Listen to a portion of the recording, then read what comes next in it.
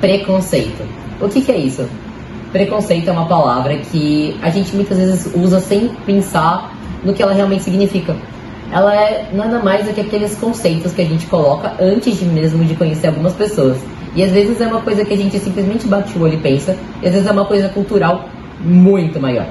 E a gente acaba julgando as pessoas por uma coisa tão boba que é a aparência delas.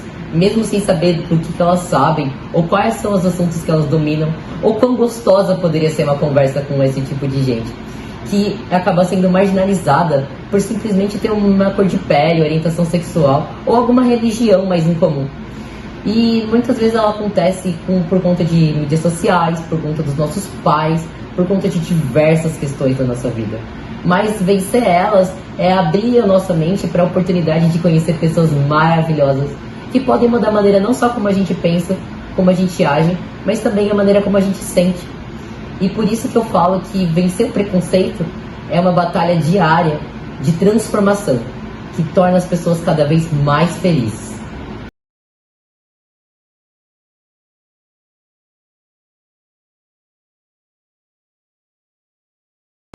Obesidade, uma condição que acontece com tanta gente e que pra gente saber, na verdade, é bem tranquilo.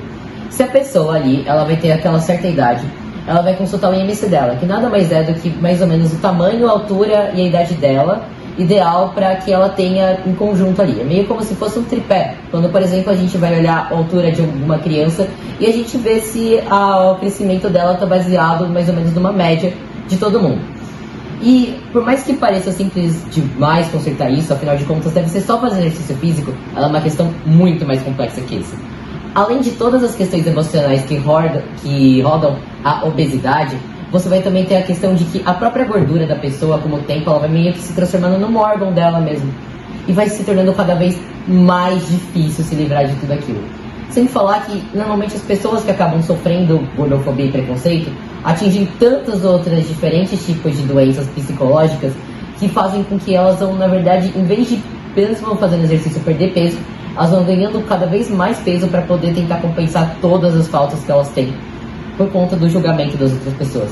O que faz com que seja muito difícil tratar esse problema e faz com que cada vez mais, nesse mundo moderno onde todo mundo é conectado e todo mundo pode julgar todo mundo, seja muito mais tranquilo de desenvolver essa doença.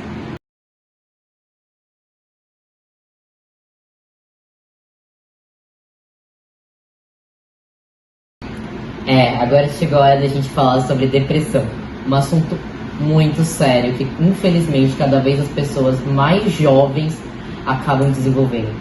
Ela, por mais que pareça simplesmente uma tristeza, uma coisa simples, passageira assim, sabe?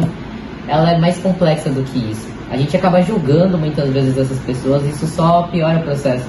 Mas na verdade ela é uma disfunção neurológica que faz com que certos hormônios ali dentro do corpo da pessoa acabam não sendo produzidos. E esses hormônios normalmente fazem as pessoas ficarem mais felizes, melhores, agirem de uma maneira mais legal.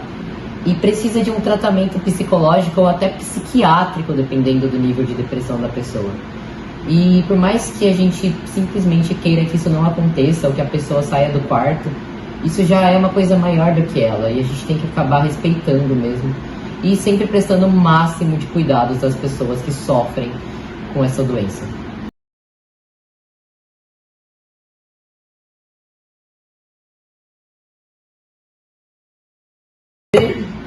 HIV e AIDS, uma doença que na verdade é muito mais do que isso. Surgida na África ali, em algumas tribos, ela acabou se espalhando por todo o mundo, formando uma pandemia global. Essa doença que foi por tantos considerada uma peste gay, uma coisa que era exclusivamente da comunidade LGBT, na verdade assolava todos os tipos de pessoas.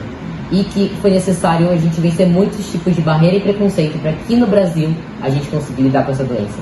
Foi desde a gente poder distribuir seringas para as pessoas da Cracolândia que acabavam utilizando de algumas substâncias ilícitas, até acolher aquelas pessoas que todo mundo achava que eram um lixo na sociedade e conscientizá-las a utilizarem diferentes métodos contraceptivos para poder vencer essa doença.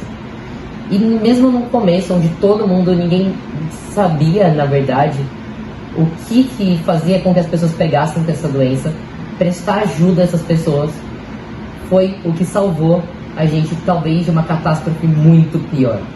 Por isso que eu digo que para combater esses tipos de situações, onde as doenças que são afetadas acontecem em certas parcelas da sociedade, que são mais vulneráveis e mais marginalizadas, a gente tem que vencer não só essa barreira de conhecimento, mas sim as próprias coisas que a gente coloca na frente dela.